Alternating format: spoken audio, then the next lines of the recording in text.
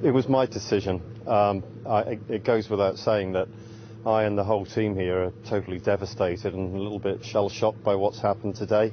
Our thoughts are obviously with those that were injured and their families.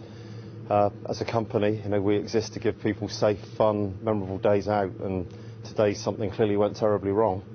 We know for aged between 17 and 27 seriously injured, but have you any further indication of how badly they've been hurt? I mean, are these life-changing injuries? All I know is what the emergency services have told us, which is that there are 4 severe injuries and then 12 minor injuries, some of whom have been discharged from hospital already. Clearly there are questions now for you and the Health and Safety Executive in that we assume that there are fail-safe mechanisms on these rides that should prevent this occurrence. No, that's absolutely right. Tens of millions of people ride roller coasters around the world every day. In Alton Towers, over decades, we've never had an accident like this, and technically it should be impossible for 2 cars to be on the same section of track at the same time. So, that is why I'm here and with the team and the Health and Safety Executive.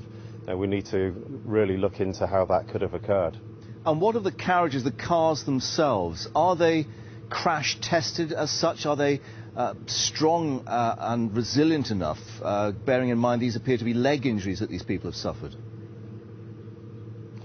They're strong and resilient, and there's a lot of stuff going around. I mean, actually, when somebody is sitting on a roller coaster, on a roller coaster car, the car can't come off the track. They're in seat and shoulder restraints. They're actually very safe, so even when the car stops, not a lot can happen to you.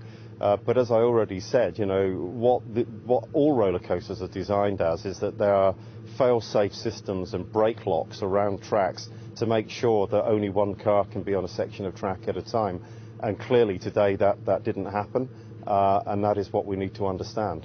Is there also a bigger question now about the scale and design of these rides, bearing in mind this was 25 feet high that the rescue took place, and yet, as we can see from the pictures we're showing while we interview, it took 4 hours to get these people out, and clearly that could have had an impact on their well-being.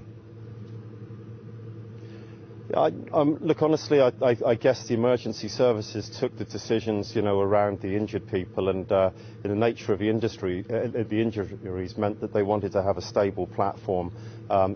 Certainly the ride was off the ground, but it wasn't excessively high.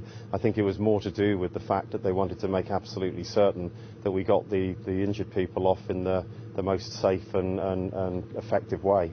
What about public confidence now, however? Clearly your company took a hit on the stock exchange, shares down 3%. Could this get many people to question whether these really are safe? Well, look, you'll forgive me if I'm not really that focused on the share price at the moment. Myself and all of my team, we do this because we're passionate about it.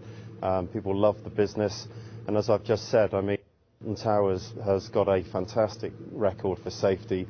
Tens of millions of people have visited and ridden the ride, so as they do not only around the Merlin Group but around many theme park groups. This is a very rare but tragic accident, and I am determined to try and find out what made it happen. But at the moment, again, you'll forgive me, we're totally focused on our thoughts of the people that were injured and trying to find out what happened. And yet there are reports that there were indications there was a problem with the ride this morning. 2013, the ride was closed twice after a bolt was seen to fall off when plastic guard wheels came loose and hit front row riders. I mean, it's not been without its problems. Look, all rides, particularly when they're new, have technical glitches, but I go back to what I said before.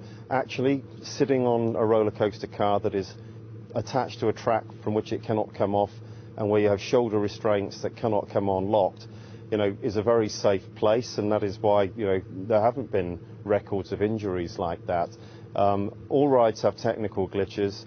Reports that there were technical glitches on the ride this morning are ones that we have to look into, and at this moment in time I have no idea whether they were related to the final accident or not.